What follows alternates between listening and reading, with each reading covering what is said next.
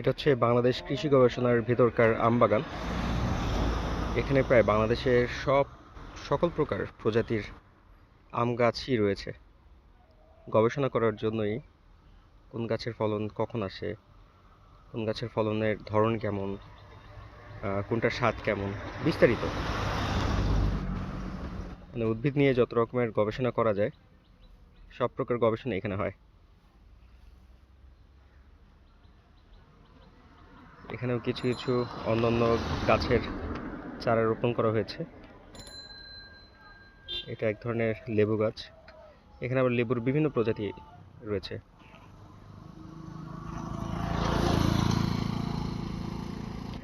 কৃষি গবেষণার ভিতরে এরকম বিভিন্ন জায়গাতে মাঠ করে বিভিন্ন ধরনের গাছপালার প্রজাতি লাগানো হয় এবং সেগুলোর উপর গবেষণা চালানো হয়।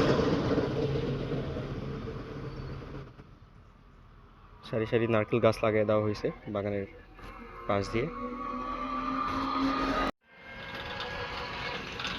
কৃষি কৃষি গবেষণার এদিকটাতে লাগানো হয়েছে সিম গাছ, শীতের ফসল।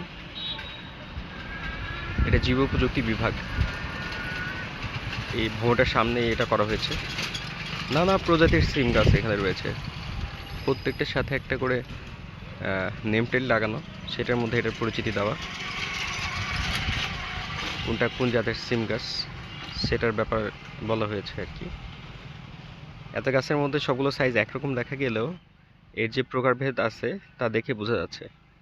কিছু গাছে অলরেডি ফুল চলে আসছে, কিছুর পাতা সাইজ একটু বড়, কিছুর একটু ছোট, বা গাছের আকার ছোট বড়। তো একই সময়ে এই গাছগুলো লাগানো হয়েছে।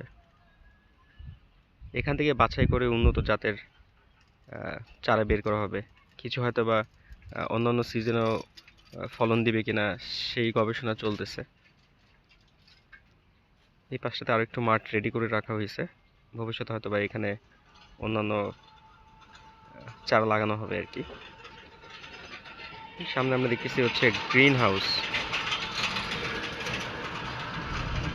গ্রিন হাউস প্রজেক্ট করা।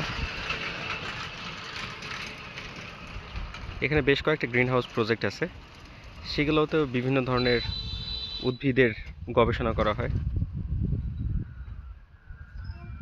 আউটপুট নেওয়া হয়, কোনটার ভিতরে চারা কেমন হচ্ছে, বিভিন্নভাবে এগুলোকে পর্যবেক্ষণ করা হয়।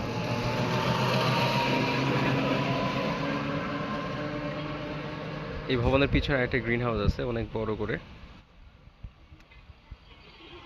পাশে মাঠ, ওই মাঠটাতে আবার কিছু জৈব সার দেওয়া হয়েছে।